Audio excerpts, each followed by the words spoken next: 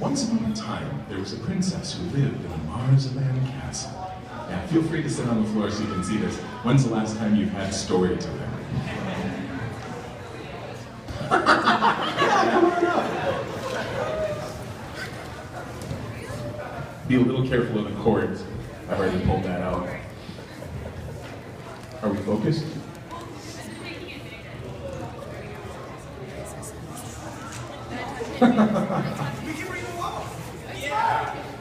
Oh, I don't know. If you read along, be careful. Now you can look at this. Look at this. It will be part of a shared experience. This is a rare thing in this digital age.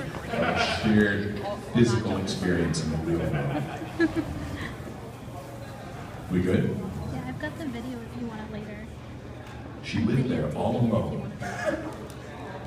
Except for Mr. Whiffle, who didn't count because he was only a teddy bear. And the thing under the bed. Mr. Whiffle was the princess's best friend. They spent all their time together and had many fabulous adventures. They found buried treasure by the old stump. They defeated the Black Duke's rebellion at the Battle of Bainbridge. Victory came at a great price. The princess was sore wounded, and Sir Whiffle was forced to take terrible revenge. They fought Greenbeard the pirate, and defeated him. Though in the heat of battle, Mr. Whiffle was nearly drowned, and was only saved due to the princess's quick thinking.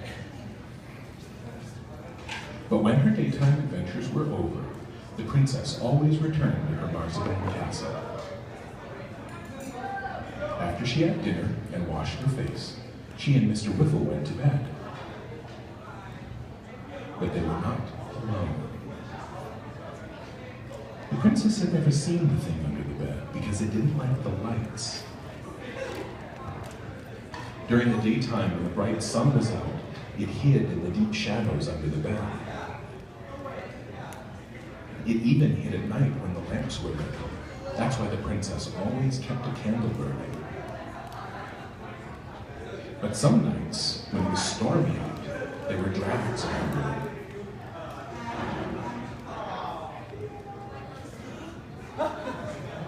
And then the thing didn't need to hide anymore. The princess had never seen the thing, but she knew what it was like. It had great wide eyes that could see in the dark, and a great wide mouth for tasting things. It had thin, flat lips and a wide, flat tongue. Its skin was greenish, grayish, brownish, and the princess thought that it was prickly like a nettle, or scaly like a fish, or slimy like a frog, but it was actually soft like velvet, so the thing never made any noise at all when it moved. The princess knew that it had great big hands with great long fingers. And its long, long arms had an extra elbow, so it could reach out from under the bed, reach up, then bend to reach the top of the bed. And tickle the princess silly. One day, a package arrived for the princess. The princess loved the kitten. She and Mr. Whiffle spent a long time trying to decide what his name should be. The princess wanted to call him Mr. Muttonchop because of how he smelled. Mr. Whiffle wanted to call him Bollock because of his pointy, pointy claws. They compromised by calling him M.M., or Emmy for short. But then Emmy got lost.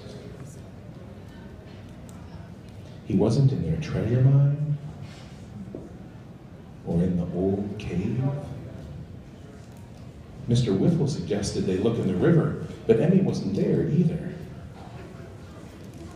They knew he couldn't get over the wall, or past the gate.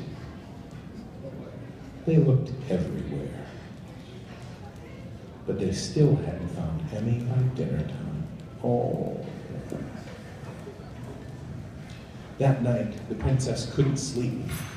Thinking about her lost kitten made her tummy hurt. Even worse, her candle was short, and the night was long, and her tummy hurt. Then the princess heard a noise from under the bed.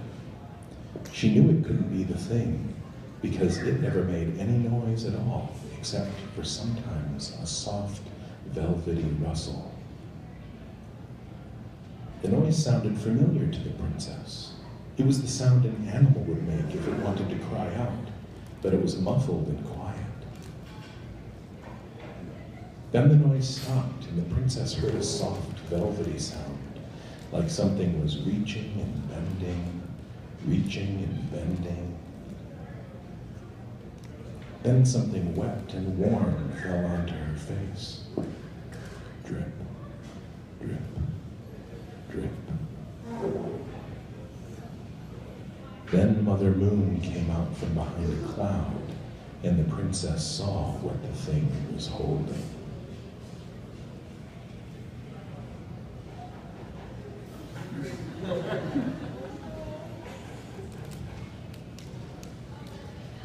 It was a big piece of marzipan.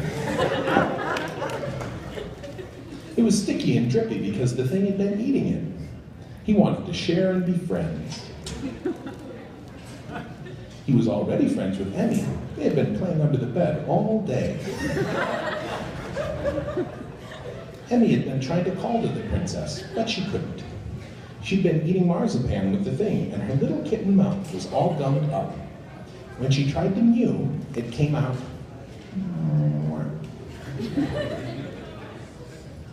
But now they were together again, and now that the princess had met the thing, she wasn't scared anymore.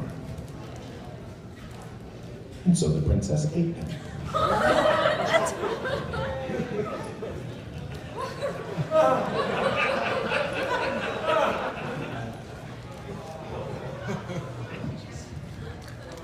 And there was nothing left but sticky bones. So she and Mr. Whiffle made a fort out of them. And had tea.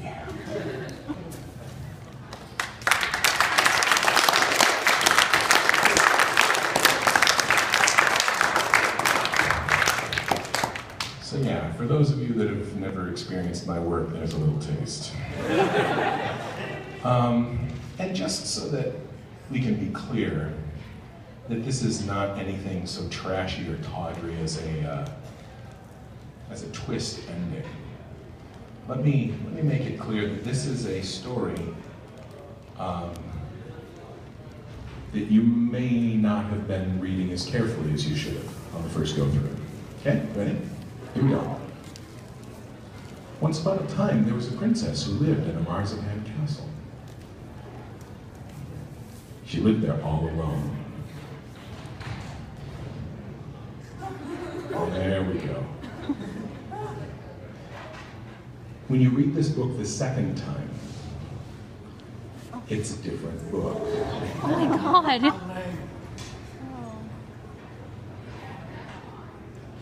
And it's kind of not my fault if you haven't been paying attention to everything that's really in here.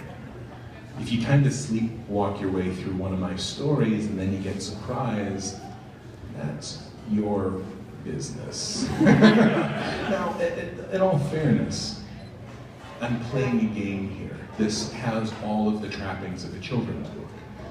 It has the pictures and the words. It has a princess. It has this sort of repetition, you know, like the description of the minutiae. Oh, what big teeth you have. Oh, what big ears you have. My illustrator is so good. Look at this. Look at that. I love this picture. Like, isn't this every fear you had as a child?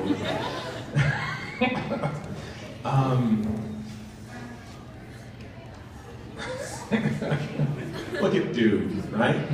Dude is legging it. And so here, I wanted to call him Mr. Mutton Chop because of how he smelled.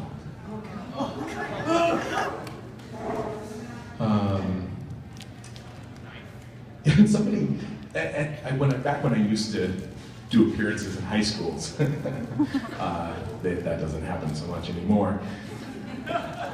You know, I would occasionally hear little things from the students, because even in like a room of 300 people, if somebody whispers in the back, you can hear what they say. Any teacher knows this. Be aware, students. You know, on this page, things become increasingly difficult. Do you see what's going on here? I'm dropping so many clues here that at some point you have to start seeing that something isn't normal with this story. Right? These aren't heirlooms here, these suits of armor. And here, I heard somebody in the back of the room go, "There's a lot of bones in this book." And I'm like, yeah, good job. Good job to catch that on the first read through. Like, I want you running our country when you get older, you know? Here's somebody that can tell a hawk from a handsaw. Now here, you have to be like willfully ignoring what's going on in this book. You know, and I told you, it's like the princess was injured and Mr. Whiffle was forced to take terrible revenge. And so yeah, the Black Duke ends up in the gibbet. And this is not keeping things out wall.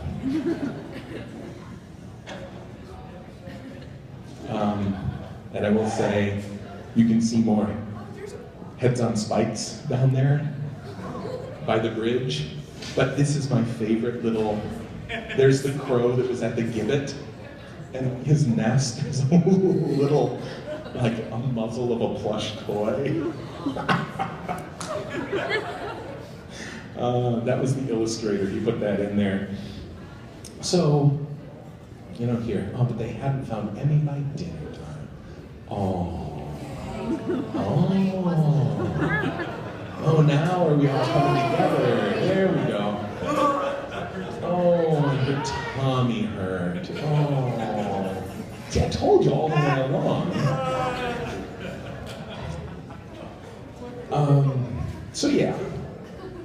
So yeah, that's what the story is. I'm not going to pick out every little thing, including what I consider the Mrs. Moo subplot. This is where I lose some people, where like they could handle everything except the fact that she actually eats the kitten too.